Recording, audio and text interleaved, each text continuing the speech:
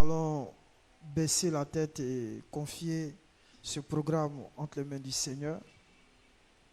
Nous allons confier ce moment au Seigneur Jésus.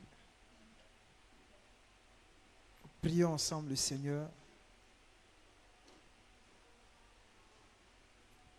Père, nous te rendons toute la gloire et nous te disons merci pour ce temps que tu permets. Seigneur, ce soir, nous sommes réunis autour de ta parole, de cette nourriture merveilleuse. Viens, manifeste-toi, viens et conduis toutes choses. Que tout ce qui n'est pas de toi disparaisse de ce lieu au nom de Jésus-Christ. Nous te confions toutes choses. Nous te confions les cœurs, nous te confions les pensées en tes mains. Nous te demandons une seule chose. Viens et prends le contrôle de ce moment. Viens bénir tes enfants. Viens bénir cette assemblée. Viens bénir ce moment. Oui, Père, souviens-toi, oui, de ta parole, éternel Dieu de gloire. Prends le contrôle de cette semaine où nous allons partager réellement ta parole pour la seule gloire de ton nom. Merci de le faire au nom de Jésus. Amen. Que Dieu vous bénisse. Le thème, c'est quoi? Mise au point. Je n'ai pas entendu. Si la fiche, c'était quoi? Mise au point sur la Pâque. Ok. Amen. Nous allons prendre notre Bible dans le livre de Lévitique, chapitre 23, où il est question des fêtes de l'Éternel. Mais avant cela, nous allons lire le verset 1 jusqu'au verset 3. Lévitique, chapitre 23, verset 1 à 3. Lévitique, chapitre 23, le verset 1. L'Éternel parla à Moïse et dit. L'Éternel parla à Moïse et dit. Parle aux enfants d'Israël. Parle aux enfants d'Israël. Et tu leur diras. Et tu leur diras. Les fêtes de l'Éternel que vous publierez. Les fêtes de l'Éternel que vous publierez. Seront de saintes convocations. Seront de saintes convocations. Voici quelles sont mes fêtes. Voici quelles sont mes fêtes. Vas-y. On travaillera 6 jours. 6 jours. Mais le 7e jour est le sabbat. Mais le 7e jour est le sabbat. Le jour du repos. Le jour du repos. Il y aura une sainte convocation. Il y aura une sainte convocation. Vous ne ferez aucun ouvrage. Vous ne ferez aucun ouvrage. C'est le sabbat de l'Éternel. C'est le sabbat de l'Éternel. Dans toutes vos demeures. Dans toutes vos demeures. Alléluia. Alléluia. Amen. Alléluia. Avant de toucher la Pâque, il faut que je vous explique comment les choses se déroulent. Amen. Dans la loi lévitique, Dieu avait donné 7 fêtes. La première fête, c'était la fête de la Pâque. La deuxième fête, c'était la fête des pains sans levain. Donc, d'aucuns disent que la fête des pains sans levain, on peut aussi l'appeler la fête de la Pâque. On va la voir dans la suite. La troisième fête, c'est la fête des prémices, où Christ a été ressuscité. La quatrième fête, c'est la fête des semaines, qu'on peut appeler la fête de la Pentecôte. La cinquième fête, c'est la fête des trompettes. La sixième fête, c'est la fête des expiations, qu'on peut appeler le Yom Kippour. Et la septième fête, c'est la fête de Sukkot, ou Kaban, ou bien la fête des tabernacles. Alléluia. Voici les 7 fêtes de l'Éternel.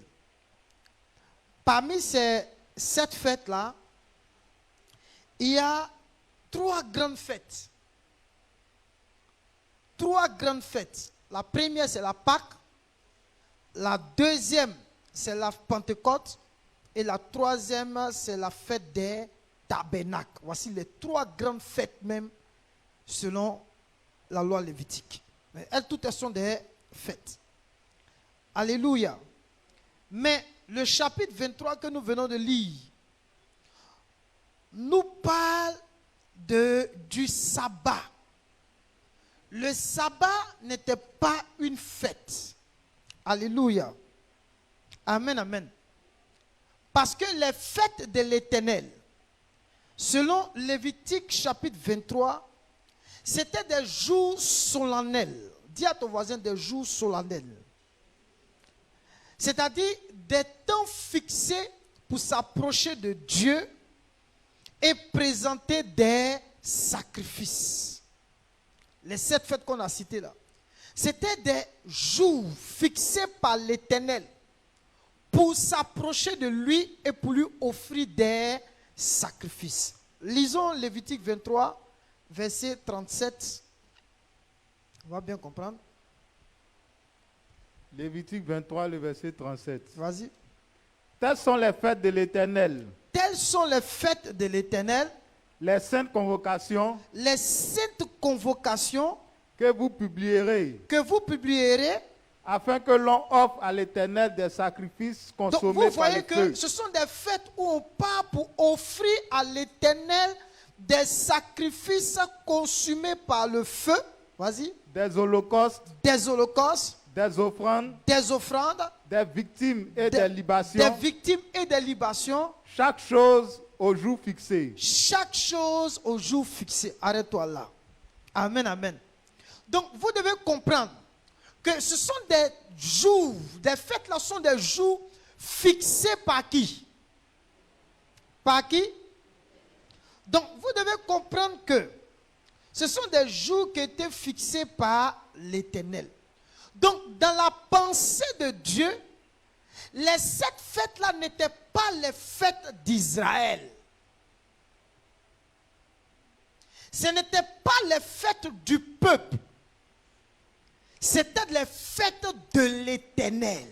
Ça, il ne faut jamais oublier ça. C'était des jours mis à part pour Dieu et pour sa gloire. Ce n'est pas pour un homme la fête là. Quand on va dire fête des, comment on appelle ça? Ce n'était pas pour un homme. C'était des jours que l'Éternel avait fixés où chacun devait aller honorer et adorer Dieu en lui apportant des offrandes. Donc ce sont les fêtes de l'Éternel. Vous allez voir qu'au fur et à mesure, les traditions, les rites ont ôté à ces fêtes-là le caractère au point où Dieu a été exclu de ces fêtes-là. Amen, amen. Les traditions des hommes, les rites des hommes ont ôté le vrai caractère. Amen, amen. C'est-à-dire ils ont dépossédé, ils ont enlevé Dieu dans ces fêtes-là. Ils ont exclu Dieu dans ces fêtes-là. C'est pourquoi plus tard, ces fêtes-là deviendront les fêtes juives. Prenez votre Bible dans Jean chapitre 5, verset 1 et Jean chapitre 7, verset 1 à 2, pour justifier cela.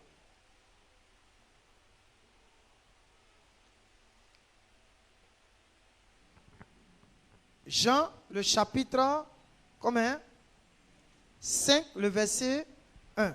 Vas-y, fais la lecture. Jean chapitre 5, le verset 1. Mhm. Après cela, Hein? il y eut une fête des Juifs. Après cela, on dit il y eut une fête de qui? Des Juifs. Des Juifs. Il faut t'arrêter là. Après cela, il y eut une fête des Juifs. Donc la fête de l'Éternel est passée à la fête de qui? Des Juifs.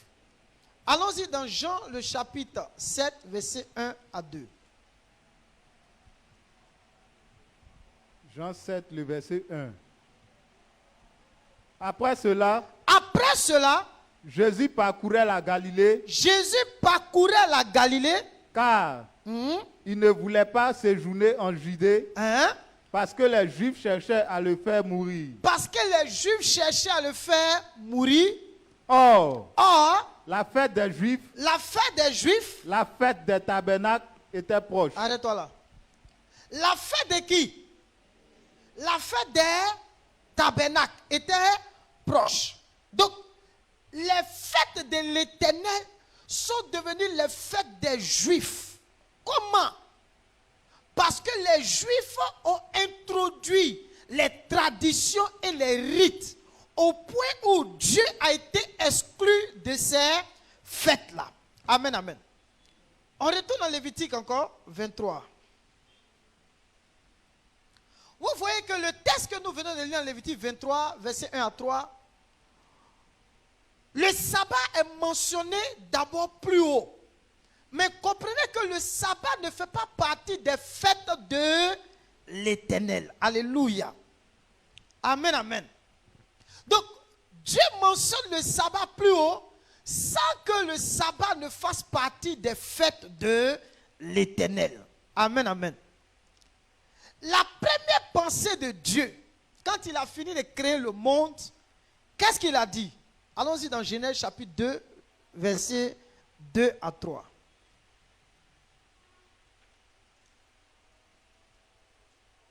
Genèse, le chapitre 2, versets 2 à 3. Dieu acheva au 7e jour son œuvre. Dieu acheva au 7e jour son œuvre Qu'il avait faite. qu'il avait faite. Et il se reposa au 7e jour de toute son œuvre qu'il avait faite. Et il se reposa, quel jour? Au 7e jour de toute son œuvre qu'il avait faite. Arrête-toi là. Donc Dieu s'est reposé quand? Il s'est reposé quand? Continue au verset 3, vas-y. Dieu bénit le 7e jour et il le sanctifia parce qu'en ce jour, il se reposa de toute son œuvre qu'il avait créée en la faisant. Donc Dieu s'est reposé de toute son œuvre qu'il avait faite en la créant, dit la Bible. Donc c'est quel jour Dieu s'est reposé? Le 7e jour. Donc le repos ici n'est pas le synonyme de l'inactivité. Est-ce que vous me comprenez? Dieu s'est reposé, amen, amen, de toute son œuvre. Mais le repos ici dont il est question, c'était quoi? C'était juste la satisfaction profonde qu'il éprouve dans l'accomplissement de son œuvre. Donc le repos de Dieu dont il était question ici, c'était quoi? Parce qu'il était satisfait de tout ce qu'il avait fait là. Voilà ce que signifiait ici son repos. On dit ça à ton voisin. Mais tu ne peux pas parler. Son repos ici, c'était la satisfaction profonde qu'il éprouvait de quoi? De quoi? De l'accomplissement de toute son œuvre. C'était ça son repos. Amen, amen. Donc vous voyez que dans la pensée de Dieu, son repos, là, quand on parle du repos, c'est l'aboutissement de toutes ces choses qu'il a réalisées là. C'est ça qu'on appelle le repos. Et c'est ce repos-là qu'il a déclaré comme le sabbat. Il était satisfait. Le premier jour, le deuxième jour, le troisième jour, le quatrième, le cinquième, le sixième jour, il a tout créé. Maintenant, il était satisfait de toute son œuvre. Il était satisfait de son œuvre. C'est là qu'il va se reposer. Donc ce repos-là n'est que la satisfaction profonde de l'accomplissement de toute son œuvre. Amen, amen. Mes frères, il y a quelque chose qui va venir créer un problème. Dieu, il dit, il se repose, n'est-ce pas? Mais vous allez voir qu'au chapitre 3 de Genèse, notre bien-aimé Adam et Ève vont pécher. Lorsqu'ils vont pécher, le péché va mettre une machette au repos de Dieu. Qui me comprend? Qui me suit? Suivez-moi, hein? Suivez-moi seulement. Le repos de Dieu là va prendre un coup. Comment? À cause du péché. Amen, amen. C'est que Dieu va plus se reposer. Il sera maintenant en activité. C'est pourquoi, regardez ce que Jésus a dit. Qui a une version Darby ici? Bible Darby. Prends Jean chapitre 5, verset 17 dans ta version.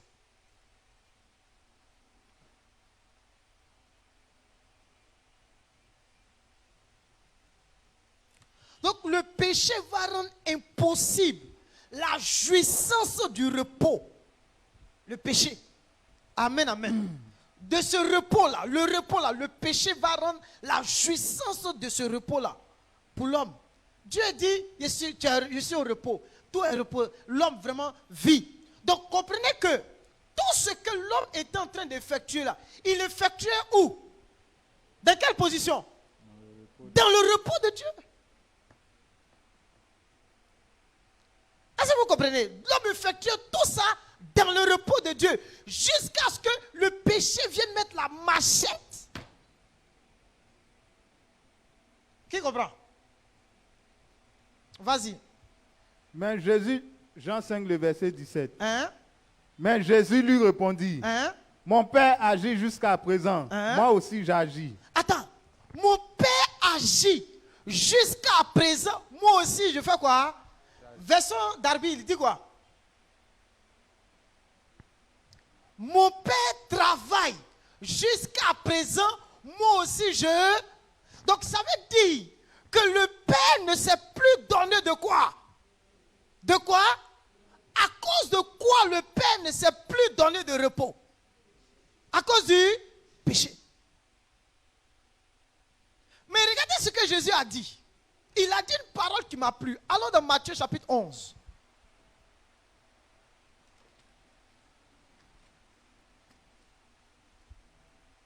On est parlé à Pâques. Hein? Matthieu chapitre 11. Verset 28. Matthieu 11, le verset 28. Écoutez bien.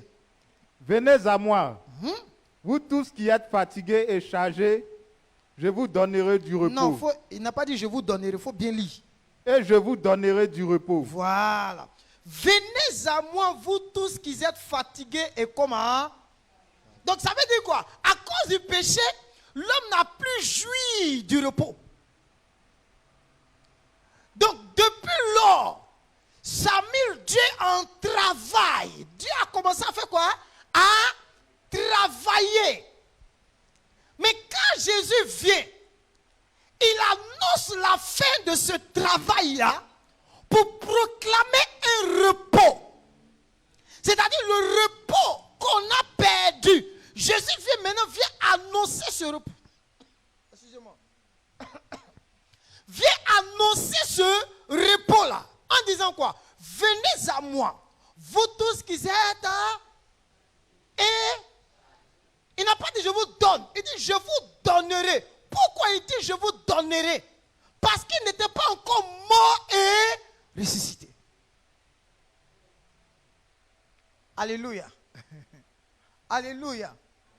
Il n'était pas encore mort et ressuscité. Donc le premier repos, là, on l'a perdu à cause du péché. Maintenant, Christ vient et il annonce aussi ce repos-là. Mais regardez combien de temps le Père a travaillé. Il dit, mon Père travaille jusqu'à présent. Et moi aussi, je travaille.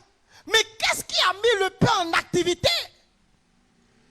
C'est parce que l'homme a désobéi. L'homme a péché que le Père est rentré en activité.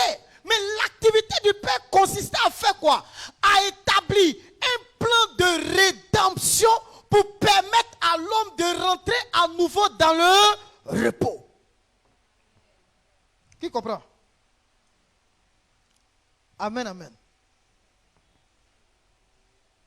Et dans ce plan de rédemption-là, c'est là qu'on verra la nécessité de la première fête qu'est la Pâque. Vous comprenez maintenant? Qui me suit? on verra la nécessité de la première fête que représente la Pâque. La Pâque est le fondement de toutes les autres fêtes. Amen, amen. Pourquoi on va parler de la Pâque? Parce qu'à travers la Pâque, lorsqu'on fait la préfiguration, c'est Christ. Donc Dieu va trouver son repos absolu dans l'œuvre sanglante et expiatoire de Jésus-Christ à Golgotha. Qui me comprend? Qui ne comprend pas? Ok. C'est toi si tu ne comprends pas. Hein? Qu'est-ce que tu ne comprends pas? Levez les mains. 2, 3. Ok. Je vous explique. Dieu a créé l'humanité. Le 7e jour, il s'est reposé. Et dans son repos-là, l'homme était avec lui dans ce même repos-là.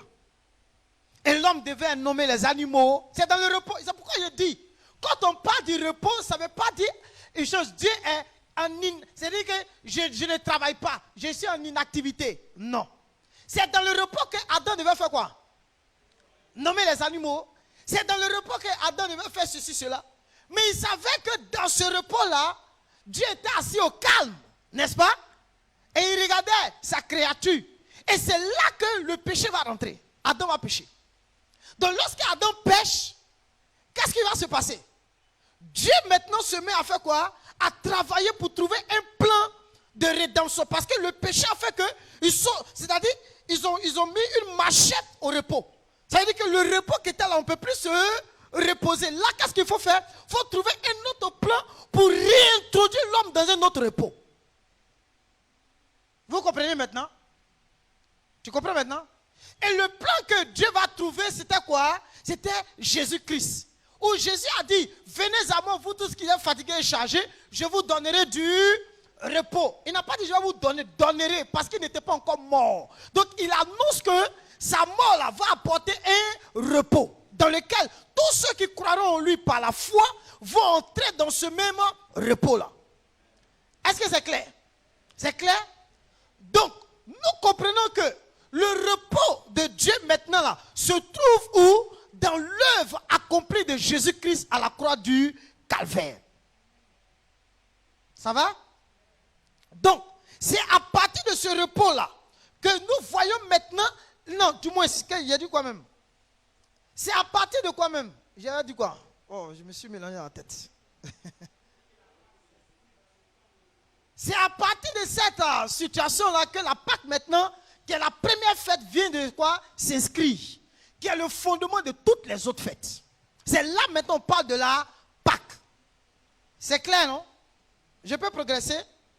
Je peux continuer? Voilà. Donc dis à ton voisin que l'œuvre de Jésus-Christ à la croix, c'est la Pâque. Amen, amen. Alléluia.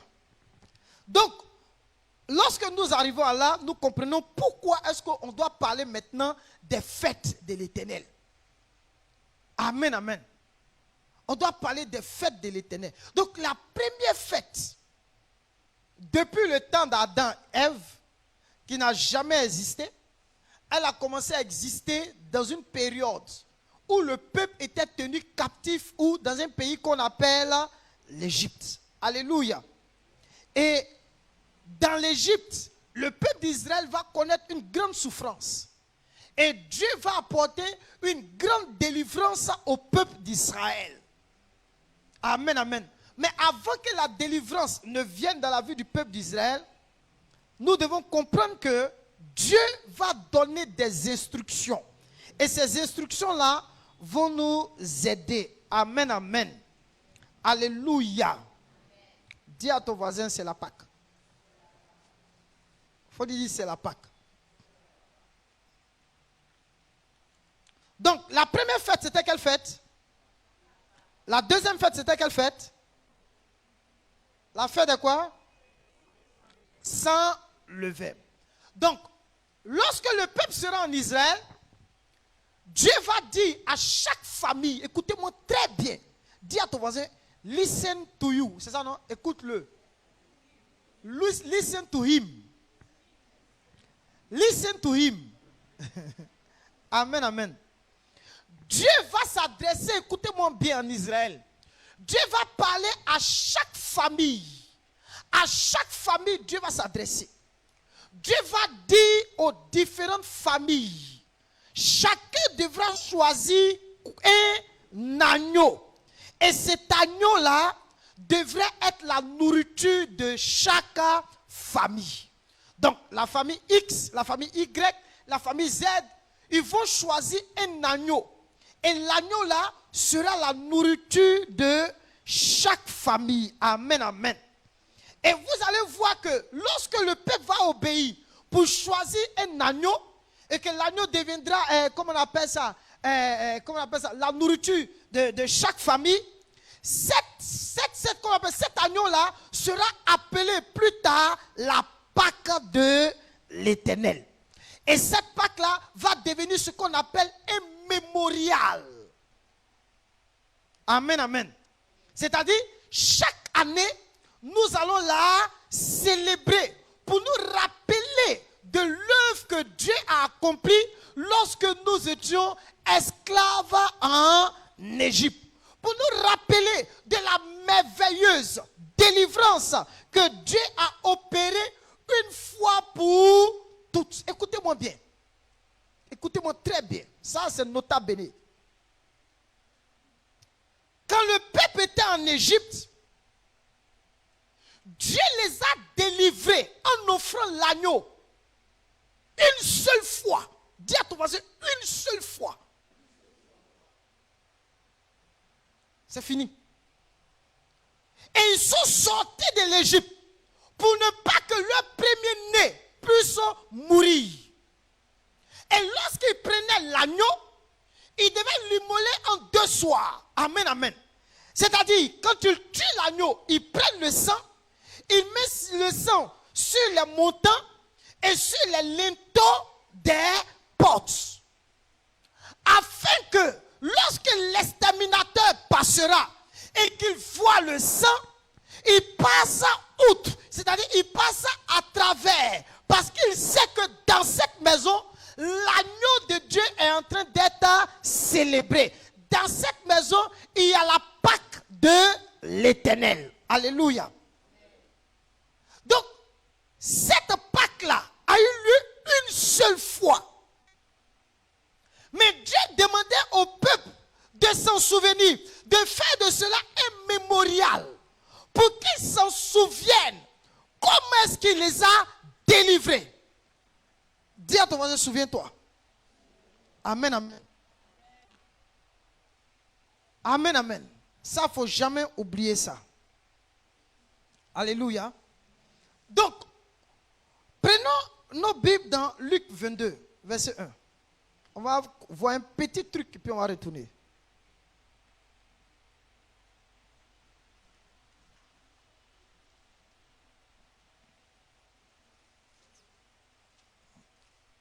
Luc 22, le verset 1. Attends, vas-y, fais la lecture.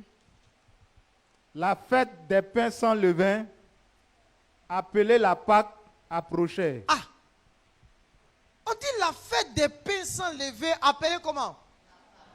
Donc vous voyez qu'on ne peut pas dissocier la fête des pains et la... C'était des fêtes qui étaient... Comment? Associées, c'est-à-dire que c'est mélangé. Ah, vous ne comprenez pas encore? Ah, c'est moi qui dit. Alléluia. C'est pas moi qui dit, hein? Alléluia. Amen. Voilà. Donc, c'est important. Donc, la fête de la Pâque, lorsqu'on veut faire une référence à notre époque, ça ressemble, ça commémore la mort de Jésus-Christ à la croix. Amen, amen. La fête des, comment on appelle ça? Des choses, des pains sans levain. Il y a 2 choses que vous devez retenir de la fête des pains sans levain. Premièrement, vous devez savoir que Christ seul a été sans levain. Parce que quand on parle du levain, on fait allusion au péché. Donc ça veut dire que Christ a été sans péché. Quand on dit sans levain, sans péché, Christ était sans péché. Amen, amen. Ça c'est le premier aspect de la fête des pains sans levain.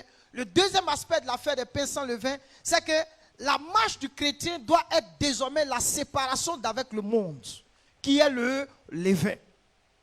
Est-ce que vous comprenez un peu? Amen. Pourquoi il y a pris les deux aspects? Le premier aspect parle de Christ, qui lui était, qu'on appelle ça, était sans péché. Maintenant, quel est le rapport entre la fête et toi et moi? Oui ou non? Le rapport entre la fête et toi et moi, c'est que toi qui es le croyant désormais, tu dois marcher séparé du monde. C'est clair? C'est clair, non? Voilà le rapport entre la fête des pains sans levain et puis toi, et puis moi, et puis l'église. Est-ce que ça peut aller? Ça peut aller? Voilà. Maintenant, ce qui m'intéresse le plus ici, où nous allons vraiment, comment on appelle ça même, rester un peu, c'est sur les, comment on appelle ça même, la fête de la Pâque. Allons-y dans Exode. Prenons Exode, chapitre 12. On prend notre temps, hein? S'il est là, on arrête et puis demain on continue. Ne se presse pas. On ne coupe pas.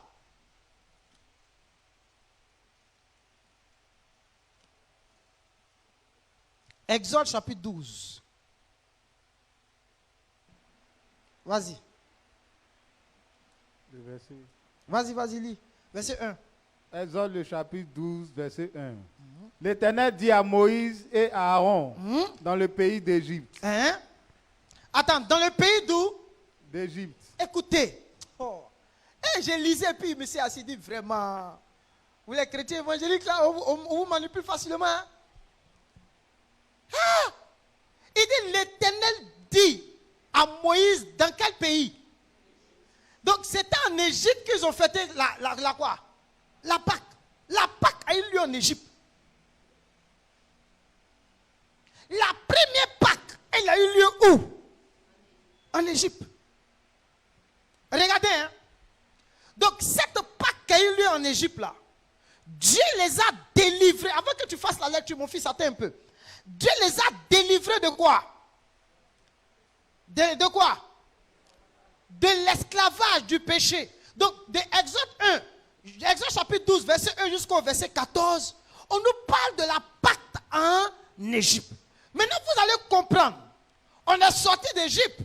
Maintenant, Dieu nous dit maintenant de célébrer la Pâque.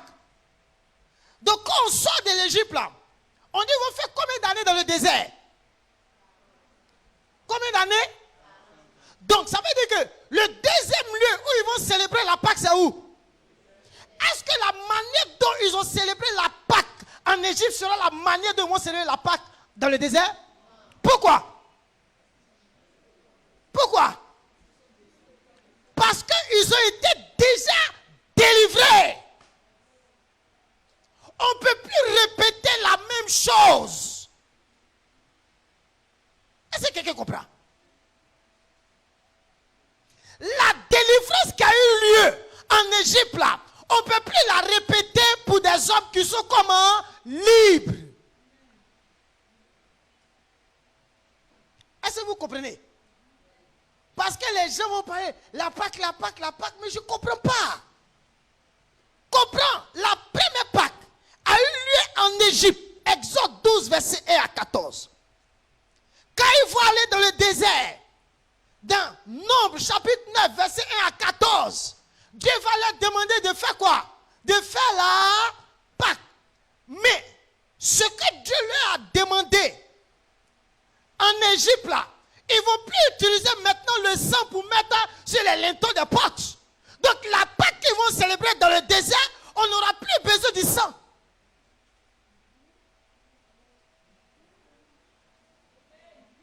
Parce que le sang nous a déjà rachetés. On n'aura plus besoin du sang. On n'aura plus besoin de tuer un animal pour dire, bon, les premiers vont mourir, quand je vais voir, je vais passer outre.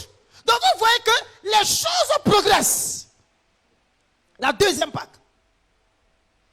La troisième, c'est-à-dire dans Deutéronome chapitre 16, où Dieu leur dit, je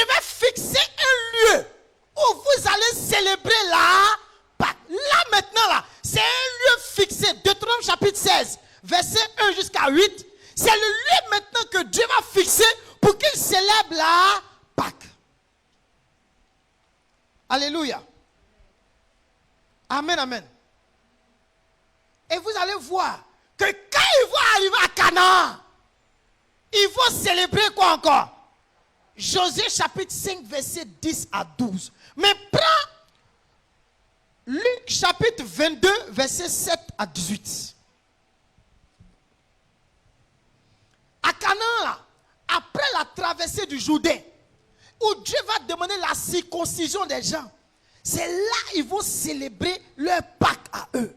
Donc vous voyez que partout ils vont passer pour célébrer la Pâque, ce n'est plus comme en Égypte. Les choses commencent à faire quoi? Changer. Donc la Pâque qui s'est passée en Égypte là, a été faite une fois pour... Ça ne se fera plus jamais de la même pareille. De la même chose, même en Égypte. Plus jamais. On va célébrer la Pâque comme ça. Où on tuait l'agneau. Et Dieu demandait un seul agneau à chaque famille. Il dit, si vous êtes beaucoup et que l'agneau ne vous suffit pas, il ne vous demande pas deux. Il dit, allez chez les voisins qui en ont encore et mangez avec eux. Amen, amen. Regardez, Deutéronome 16, verset 1 à 8, a un lien avec Luc chapitre 22. Écoutez, allons-y, faites la lecture. Luc chapitre 22, le verset 7. Le jour des pains sans levain, où l'on devait immoler la Pâque, arriva.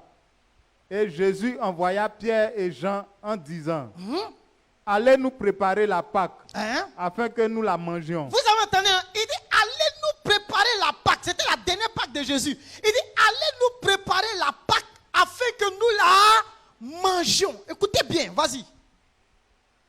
Il lui dit, où veux-tu que nous la préparions? C'est-à-dire, ils cherchent un endroit où ils vont préparer leur Pâque. Ils vont célébrer leur Pâque. Ils cherchent un lieu où ils vont célébrer leur Pâque. Or, en Deutéronome chapitre 16, Dieu leur a fixé le lieu où ils vont célébrer la Pâque. Vas-y. Il leur répondit, voici, quand vous serez entrés dans la ville, vous rencontrerez un homme portant une cruche d'eau. Suivez-le dans la maison où il entrera. C'est ça? Et vous direz au maître de la maison, le maître te dit, où est le lieu où je mangerai la Pâque avec mes disciples? Où est le lieu où je mangerai ma Pâque avec mes disciples? Vas-y. Et il vous montrera une grande chambre haute, meublée. C'est là que vous préparerez la Pâque. Donc là, on voit que c'est dans une chambre haute, meublée, qu'il faut faire quoi? Célébrer la Pâque. Un lieu. Voilà un lieu fixé où ils vont célébrer la Pâque. Vas-y. Il partit et trouvait les choses comme il leur avait dit. Et il préparait la Pâque. L'heure étant venue, il se mit à table et les apôtres avec lui. C'est ça? Il leur dit, j'ai désiré vivement manger cette Pâque avec vous avant de souffrir. Il dit, j'ai désiré vivement manger cette Pâque avec vous avant de souffrir. Car, je vous le dis, je ne mangerai plus jusqu'à ce... Non, il faut reprendre. Car je vous le dis, je ne la mangerai plus jusqu'à ce qu'elle soit accomplie dans le royaume de Dieu. C'est-à-dire, c'était sa dernière quoi? Pâque qu'il allait manger. Mais après cela, il ne la mangera plus jusqu'à ce qu'elle soit accomplie dans le... C'est-à-dire, la Pâque là, lui ne va plus manger. Mais jusqu'à ce que lui qui est la Pâque là, soit accompli dans le royaume. Vas-y. Ayant pris une coupe et rendu grâce... Non, les gars, Jésus est trop fort. Il dit... Est-ce que vous voyez ce qui s'est passé?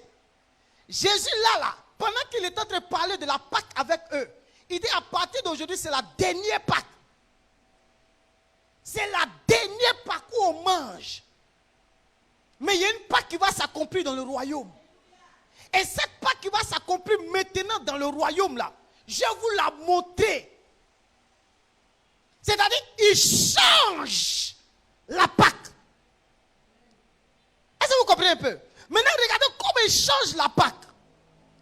Il dit, ayant pris une coupe et rendu grâce, il dit quoi? Vas-y. Prenez cette coupe Hein? et distribuez-la entre vous. Hein? Car, je vous le dis, Hein? je ne boirai plus désormais du fruit de la vigne jusqu'à ce que le royaume de Dieu soit venu. Arrête-toi là. Amen. Bon, il faut lire le verset 19, ils vont comprendre. Ensuite, Il prit du pain hein? et après avoir rendu grâce, Hein? il le rompit Hein? et leur donna en disant, Hein? ceci est mon corps qui est donné pour vous. Ceci est mon corps qui est donné pour vous. Faites ceci en mémoire Donc, de ça veut dire moi. qu'il devait manger quoi? Il devait manger quoi? Donc, regardez ce qui se passe. Dans la chambre haute, Jésus les a assemblés pour célébrer la Pâque. Mais en réalité, là, c'était pour amener ses disciples à manger la Pâque qu'il était. C'est pourquoi la Bible dit qu'il prit du vin et il est servi et il prit du pain. Il dit, ça là, c'est mon corps. Donc, ça représente quoi ici pour nous? La Sainte Seine. La Sainte Seine. C'est ça, non? Sainte Seine. Ou on peut appeler la Seine. Donc, la Seine ici, là, c'est l'image de la Pâque pour toi et moi.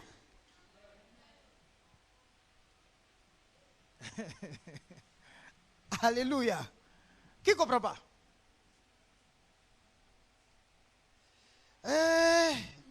Mon fils, ça là, j'arrive là-bas. Allons-y derrière. Exode 12.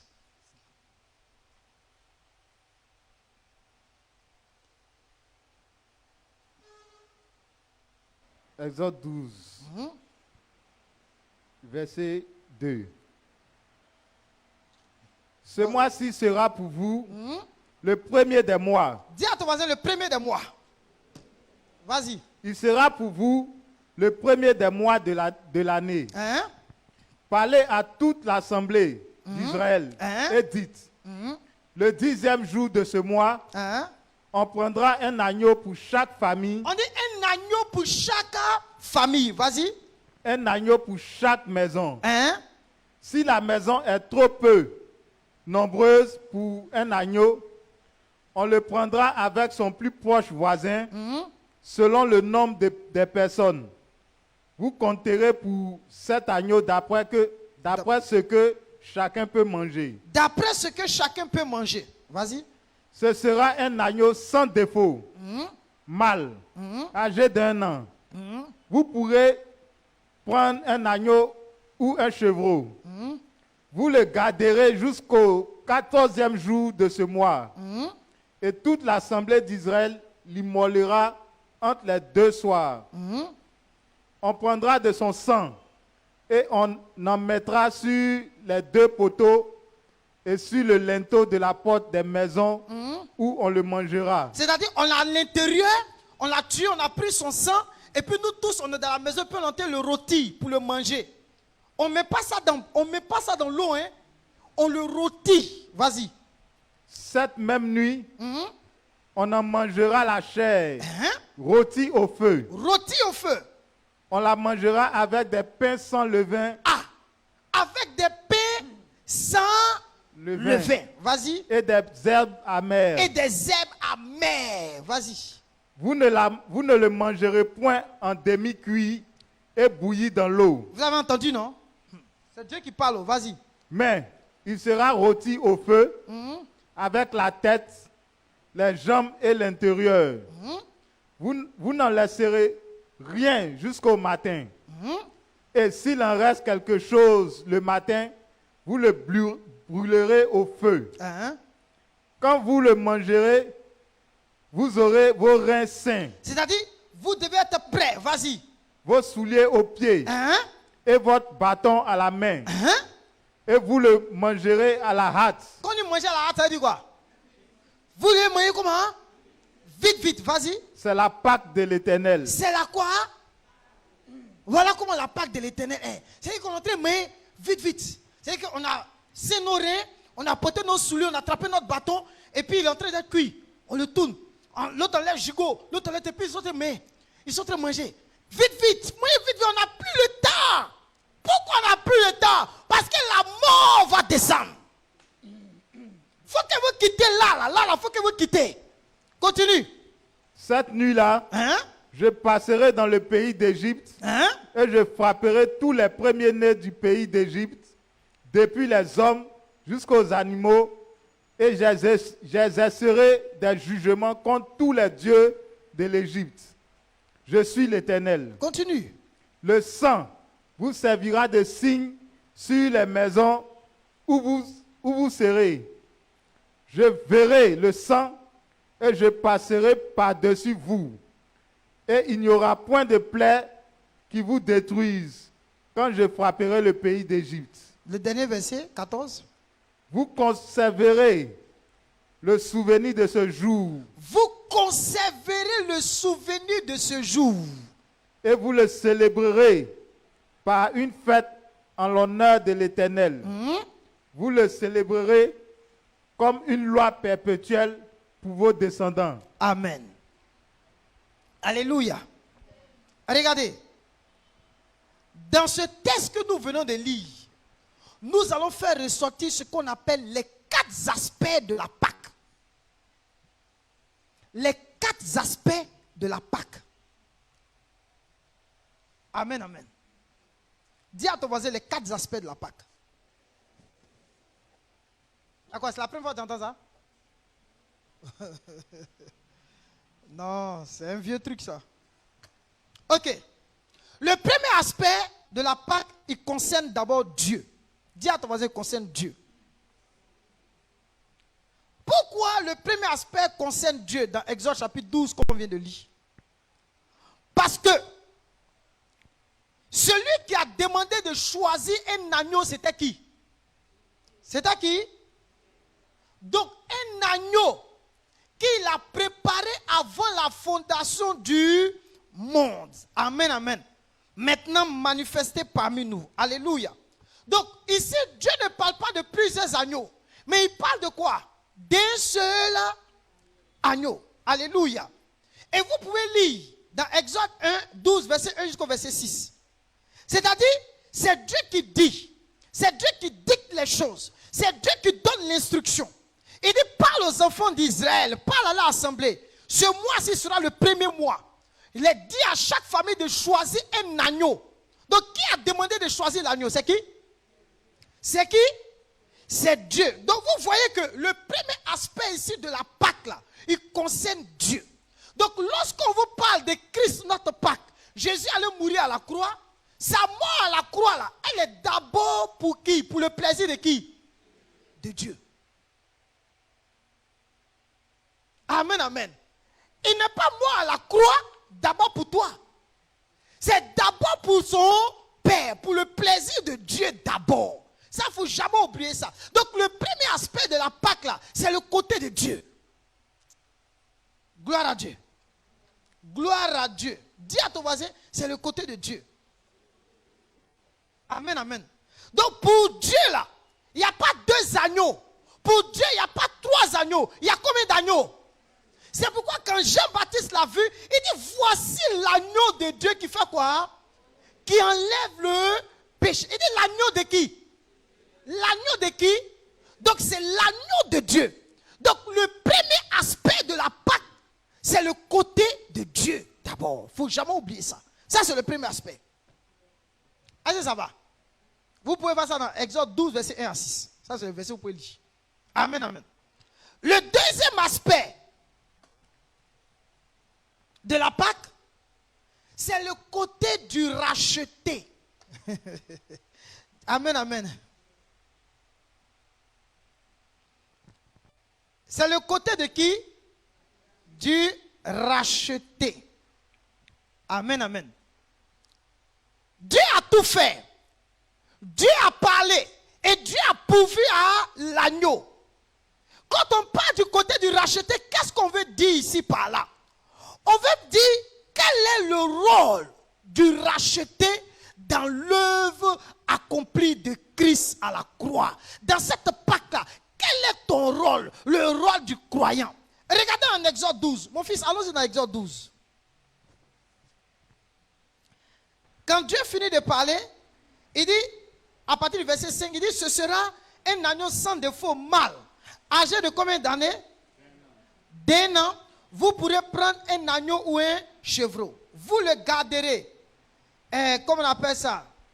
Vas-y au verset 6, lis, mon fils, lis. Vous le garderez jusqu'au 14e jour de ce mois. Ils doivent garder l'agneau jusqu'au quel jour? Donc, ils ont pris l'agneau au quel jour d'abord? Et puis ils vont le garder jusqu'au quel jour? 14e. Donc, l'agneau va passer combien de temps avec eux? 14. Environ 4 jours, l'agneau va passer avec eux. Ils vont se familiariser à l'agneau. Ils vont rester avec l'agneau. Ils vont vivre avec l'agneau pendant ces 4 jours. Amen, amen. Mais ça, ce n'est pas Dieu qui le fait. C'est qui le fait? C'est nous qui allons rester avec lui. Avec qui? L'agneau. Ça, c'est la responsabilité du racheté. Vas-y, mon fils. Et toute l'assemblée d'Israël l'immolera entre les 2 soirs. Hein? On prendra de son sang et on mettra sur les 2 poteaux. Attends, qui va prendre le sang? C'est qui va prendre? C'est Dieu? C'est le racheté qui va prendre le sang, qui va le mettre sur les montants et sur les linteaux. Amen, amen. Il va le mettre sur les montants et les linteaux. Ça, c'est notre responsabilité. Vas-y. Des maisons où on le mangera. Cette même nuit, on en mangera la chair rôtie au feu. Hein? On la mangera avec des pains sans levain et des herbes amères. Vous ne le mangerez point à demi-cuit et bouilli dans l'eau, mais il sera rôti au feu avec la tête, les jambes et l'intérieur. Bon, il faut arrêter là, jusqu'au verset 11. Amen, amen. Donc, vous voyez que c'est eux maintenant qui vont rôtir. C'est eux qui vont mettre ça au feu. Qui va mettre ça au feu? Attends, c'est Dieu qui a mis ça au feu? C'est moi, il venu mettre, il prend l'animal, il le tuer, il prend le sang, j'ai versé, et puis je vais le mettre au feu pour le rôtir, pour le tourner, je le tourne pour qu'il soit braisé. Amen, amen. Parce qu'on va le déguster, n'est-ce pas? Tout ça, c'est mon rôle en tant que racheté. Donc, il y a le côté de Dieu et il y a le côté du racheté. Amen, amen. Frère, tout homme pour être sauvé là, doit s'approprier l'œuvre de Jésus-Christ à la croix. Amen, amen. Alléluia. Donc, tu ne vas pas revenir là pour dire Dieu, sauve-moi, et puis il va te sauver. Non. Il y a quelque chose que tu dois faire. Et ce que tu dois faire, c'est faire quoi? C'est de croire en l'œuvre de Christ. N'est-ce pas? Lorsque l'évangile est prêché et que la parole te touche, la parole pénètre ton cœur, qu'est-ce que tu dois faire en retour? C'est de croire. Croire en l'œuvre. Dis à Dieu que Seigneur, je désire marcher avec toi. Sur la base de quoi? De ce que Dieu a dit. C'est parce que Dieu a parlé qu'ils se sont levés eux-mêmes et ils ont obéi à la parole de Dieu. Ils ont rôti l'animal. Ils ont, comment on appelle ça même? Ils se sont sains. Ils ont pris les pains sans levain. C'est eux qui l'ont fait. Mais qu'est-ce que toi tu dois faire? Donc dans la Pâque, il y a la part du racheté. Dans l'œuvre que Jésus-Christ a accomplie à la croix, quelle est ta responsabilité? Amen, amen. Quand tu dis, Jésus vient me sauver, Jésus vient me puis tu es assise. Jésus vient me sauver puis tu es assise. Non. C'est bizarre. Il y a des instructions. Il faut que tu te lèves maintenant pour suivre les instructions que le maître a données. C'est ta part.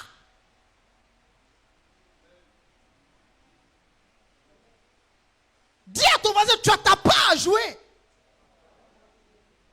C'est comme l'histoire de marcher par l'esprit. Dieu vous donne des instructions, mais qui va marcher par l'esprit? L'esprit me donne des instructions. Le fait que je marche selon les instructions, ça veut dire que je marche selon... Ça, c'est ma responsabilité. C'est pourquoi la Bible dit, marchez selon l'esprit et vous n'accomplirez pas les désirs de la chair. Donc vous vous voyez que dans Exode 12, il y a la responsabilité du peuple.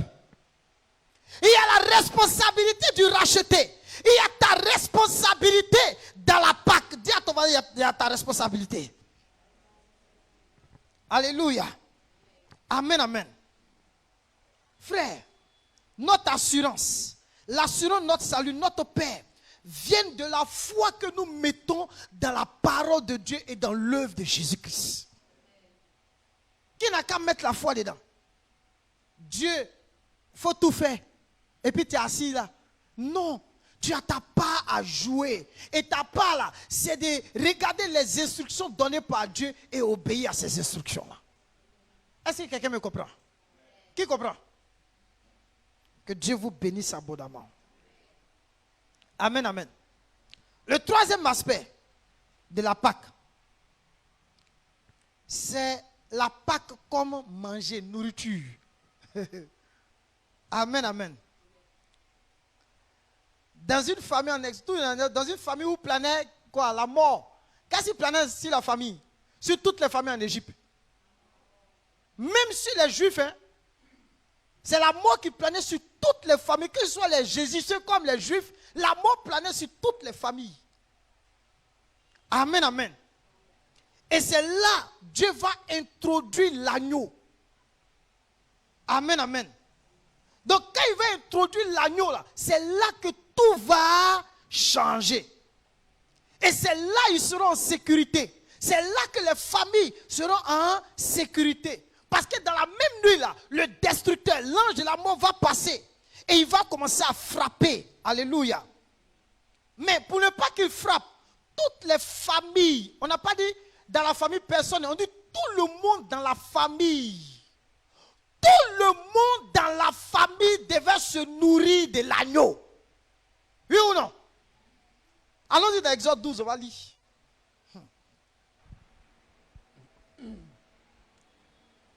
C'est ça, non?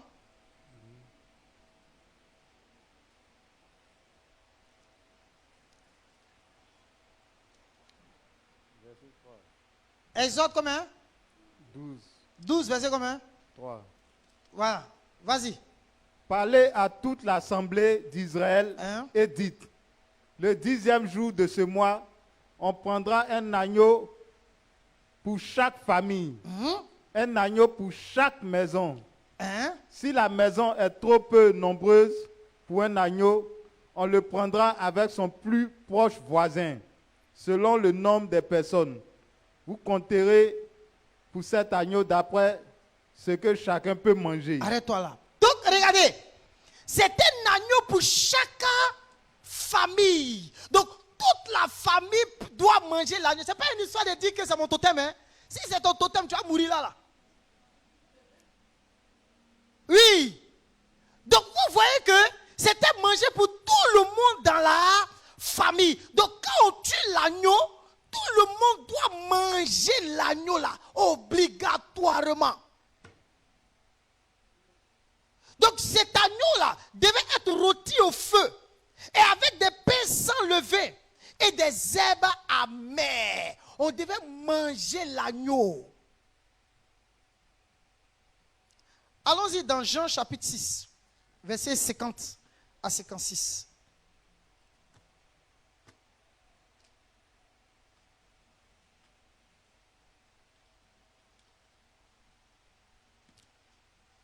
Écoutez bien. Jean chapitre 6, verset 50. Le verset 50. Écoutez très bien. C'est ici le pain qui descend du ciel, C'est ici le pain qui descend du ciel, afin que celui qui en mange ne meure point.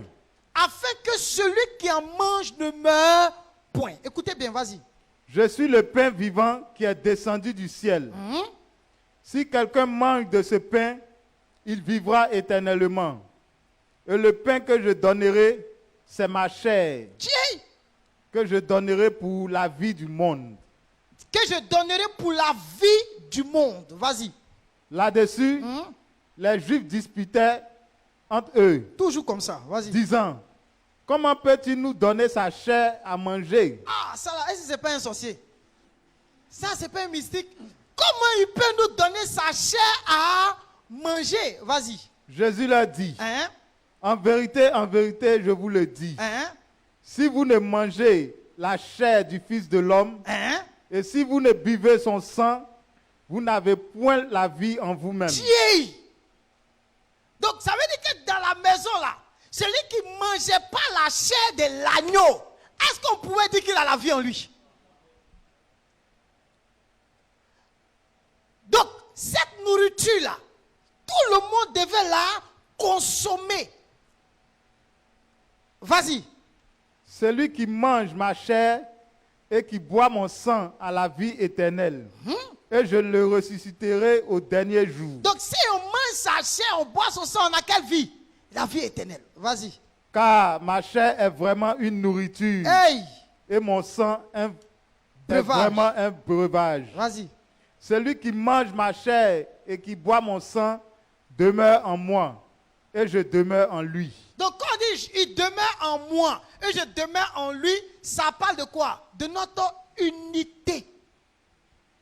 Avec qui? Christ. Donc en Exode 12, qu'on a lu, il devait manger. C'est-à-dire tout le monde, toute la famille devait manger quoi? L'agneau. Donc, venez, on va faire un petit groupe là. Viens ici mon fils. Ensemble. Ouais, mon agneau ici. Bon, je prends un exemple. Hein. Voici l'agneau. C'est pas ça? Lui, il mange agneau. Moi, il mange l'agneau. Non, lui, il mange l'agneau. Lui, il mange l'agneau. Moi aussi, je mange l'agneau. Donc, ça veut dire que nous tous, on a mangé quoi? N'est-ce pas? Donc, l'agneau aussi devient quoi? Non, l'agneau aussi, il est comme nourriture, mais il devient le symbole de notre unité. Et aujourd'hui, là, ce qui fait qu'aujourd'hui nous sommes des frères dans la foi, c'est parce que nous avons tous accepté Jésus-Christ. Ce qui nous unit aujourd'hui à l'église comme une famille chrétienne, c'est Christ qui nous unit. Donc la Pâque ici comme nourriture, j'ai dit la Pâque comme quoi? Nourriture là, c'est l'image de notre unité en Christ. L'image du fait que nous sommes devenus aujourd'hui une famille en Christ. Allez, c'est compliqué. Donc par la Pâque, on est une famille. Donc qu'est-ce qui fait que toi et moi, on est une famille? C'est la Pâque. Parce que tu as l'agneau, j'ai l'agneau, moi aussi j'ai l'agneau, nous avons la... Donc l'agneau devient le symbole de notre union, le symbole de notre unité. Ah, c'est compliqué. Que Dieu vous bénisse. Oh, mais tu ne comprends pas? Ça va. Amen, amen. Donc aujourd'hui là, notre communion, on mange l'agneau, parce que regardez, quand vous prenez votre Bible dans le livre de Apocalypse, il dit je frappe à la porte. Si quelqu'un entend ma voix qui ouvre, j'entrerai, je souperai avec lui et lui avec. On parle de manger. C'est-à-dire lorsqu'on parle de nourriture, on doit manger. Il y a une communion qui s'établit. Amen, amen. Donc vous devez comprendre que l'unité du peuple de Dieu s'exprime en ayant tous communion à un seul agneau, qui est Jésus-Christ. Lorsqu'on vient à l'église, on prend la Sainte Seine. Nous tous, on prend le même repas, non? Ce n'est pas la même chair on mange. Ce n'est pas le même breuvage on boit. On le boit pourquoi? Pour avoir la vie éternelle. On le boit pourquoi? On le mange pourquoi? Pour qu'il demeure en nous et que nous demeurions aussi en lui. Donc la Pâque ici est comme une nourriture. Le dernier aspect. Et puis demain on va poursuivre. Amen, amen. Ici, c'est le Pâque. Le Pâque. Seigneur Jésus. La Pâque comme un mémorial. Alléluia. Exode 12, le verset 14.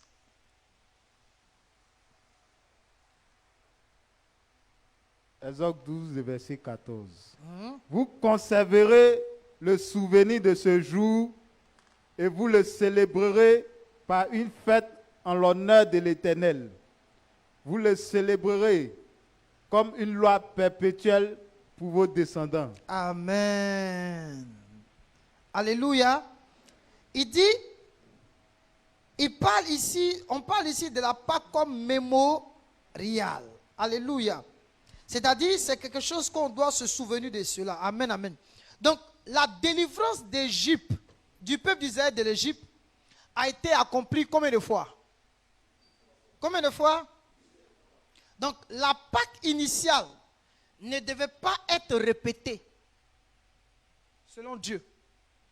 La Pâque qu'il a établie en Égypte, là, personne ne devait la répéter. C'est ce qu'on a dit au départ. Elle ne devait pas être répétée. Jamais plus le sang ne sera mis sur les linteaux des portes. Mais d'emblée, l'Éternel avait déclaré d'autres choses. On ne peut plus mettre le sang sur les linteaux des portes. Est-ce que c'est clair? Ça va? Maintenant, je vous avais donné des versets, non? Je vous avais donné des versets. Deutéronome 16, 1 à 8, vous avez ça? On ne va pas lire, hein, c'est long. Hein? Vous voulez qu'on lise? Hein? On lit. Ah, vous avez lu ça à la maison, non? Il y a dans Deutéronome 16, verset 1 à combien? 8.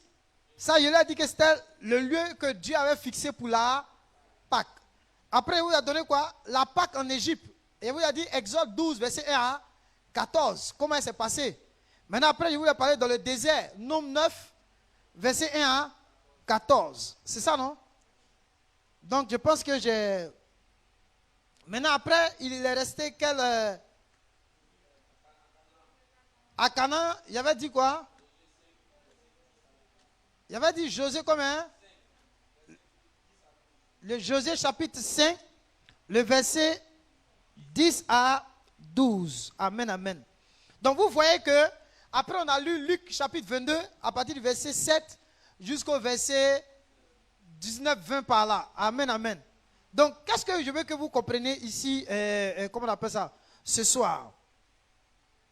Ce que je veux que vous compreniez à cette dernière partie, c'est que Jésus, à la fin de son souper, il a institué un autre mémorial. Amen, amen. Le mémorial qu'il a institué, vous savez c'est quoi? C'est la Sainte Seine. Prenez et mangez, ceci à mon corps, ceci à mon sang. Amen, amen. Donc pour nous les chrétiens, désormais, voilà, la Sainte Seine, c'est une manière de nous quoi? Rappeler de quoi? De la mort de Jésus. Parce qu'il a dit quoi? Il dit, faites ceci en mémoire. Faites ceci en mémoire de moi. Parce que lui qui était la vraie Pâque là, cette vraie Pâque là s'est réalisée. Maintenant, on n'aura plus besoin de célébrer la Pâque comme le faisaient en Israël, les Juifs le faisaient, où on a besoin des herbes amères, on a besoin des pains sans levain, on a besoin de ceci, on a besoin de cela. Désormais, dis à ton voisin, désormais, c'est la Sainte Seine qui deviendra le mémorial de la Pâque pour toi et moi. Donc lorsque on va se trouver dimanche à l'église et que les anciens vont préparer le repas, c'est la Pâque. C'est la Pâque que nous sommes en train de célébrer. Oui. On va vous faire attendre l'année prochaine pour faire Pâques. Alors que Jésus a dit, faites ceci en mémoire de moi. Prenez ceci, c'est mon sang, ça c'est mon pain, c'est mon corps brisé pour vos péchés. On vient, on prend. On a pris la Sainte Seine, non, c'est pas Pâques. Pâques, c'est l'année prochaine. Il y a un gars comme ça là. Balu a dit nia, nia. Alléluia. Tellement les gars nous ont eu. Donc, quand on va prendre la Sainte Seine, on est en train de faire quoi? C'est un mémorial de la Pâque. Manger la Sainte Seine est un mémorial de la Pâque. C'est tout. C'est le mémorial de la Pâque. On mange la Sainte Seine, c'est le mémorial de la Pâque. Frères, sœurs, mangeons le corps de Jésus. Amen, amen. C'est ce que certaines églises font. Ils sont dans la maison et puis ils disent non, il faut prendre la Sainte Seine et toute ta famille. Non. Ce n'est pas comme en Israël, c'est une erreur. La Sainte Seine se prend par tous les rachetés. Est-ce que ta famille biologique, elle a été rachetée? Il dit non, c'est action prophétique. Les anglophones disent que c'est action prophétique. Quand ils rentrent, toi et ta famille et tes enfants, vous prenez la Sainte Seine. Non.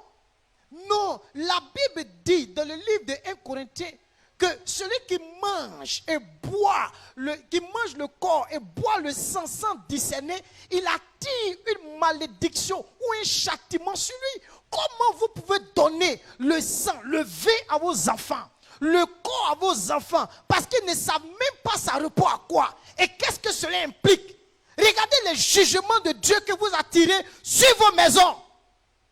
Je vois des églises qui font ça. On a 40 jours, on dit non, on peut prendre la scène, c'est à nos familles. Depuis quand? C'est sacré. C'est pas donné à tout le monde. Parce qu'on dit quoi? C'est-à-dire, on mange. C'est-à-dire, la Pâque, là, on la célèbre avec le pain sans le vin. C'est-à-dire, c'est une vie séparée du péché, séparée du monde. Donc, quelqu'un qui n'est pas séparé n'a pas le droit de s'approcher de la table. Quelqu'un qui n'a pas renoncé à lui n'a pas le droit de s'approcher de la table. Ayez crainte, ayez peur. N'attirez pas de malédictions. Prends, on va lire 1 Corinthiens, si elle parle, verset 11, verset 26.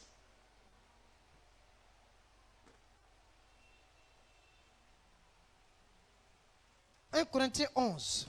Écoutez. Pas passer 26 et attends. Hein. Verset 23. 1 Corinthiens 11, verset 23. Hein? Car j'ai reçu du Seigneur ce que je vous ai enseigné. C'est que le Seigneur Jésus, dans la nuit où il fut livré, prit du pain et, après avoir rendu grâce, le rompit et dit: ceci est mon corps qui est rompu pour vous.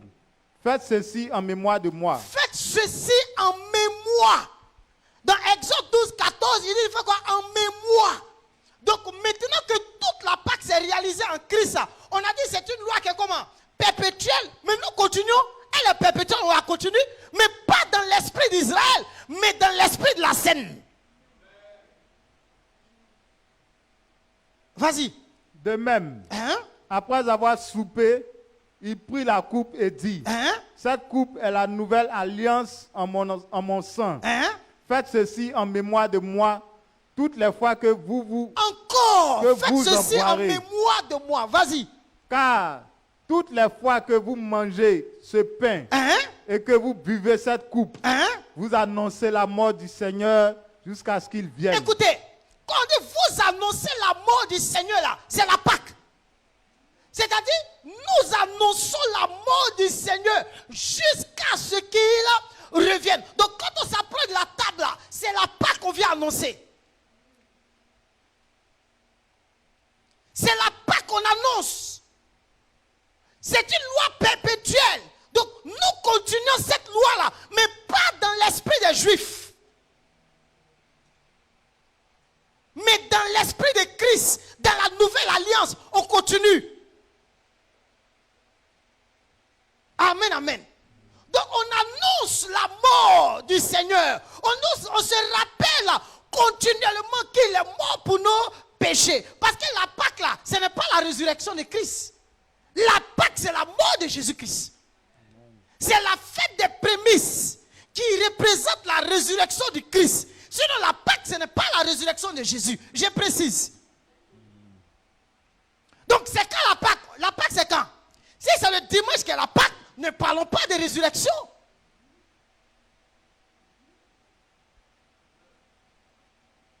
Parce qu'il y a la fête de la Pâque, la fête des pains sans levain et la fête des prémices. Les prémices, c'est la résurrection du Christ. Entre la fête de la Pâque et la fête des pains sans levain, il y a un jour. Gloire à Dieu. Gloire. Continue, vas-y. C'est pourquoi celui qui mangera le pain ou boira la coupe du Seigneur indignement sera coupable envers le corps et le sang du Seigneur. Hey! Que chacun donc s'éprouve soi-même et qu'ainsi il mange du pain et boive de la coupe. Donc il dit que chacun donc s'éprouve soi-même. C'est-à-dire mets-toi à l'épreuve. Fais un examen de toi. Écoutez. Tu es quitté à la maison avec, parler avec ton mari. Sous prétexte que non, je suis capricieux, et puis tu vas venir. Attends, la croix ne connaît pas vos caprices. Non, c'est pour dire qu'on est trop d'amusement. C'est trop sérieux.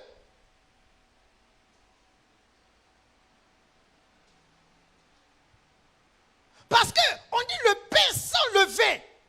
On dit qu'il doit s'examiner, s'éprouver soi-même d'abord.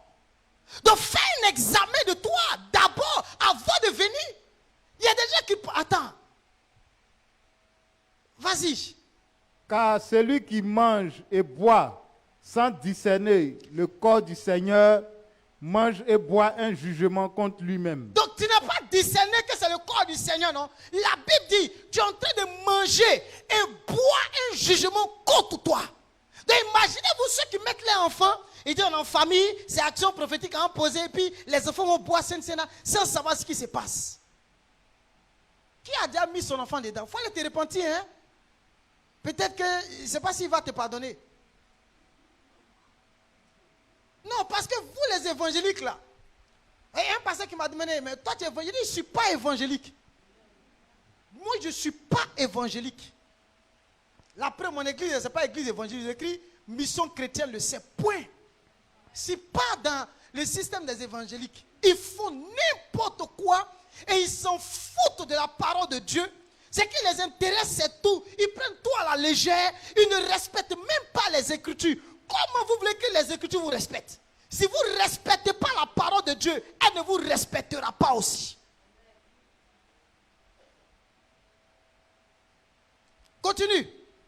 C'est pour cela qu'il y a parmi vous beaucoup d'infirmes. Beaucoup d'infirmes. Et de malades. Et de malades. Et qu'un grand nombre sont morts. Et qu'un grand nombre sont morts.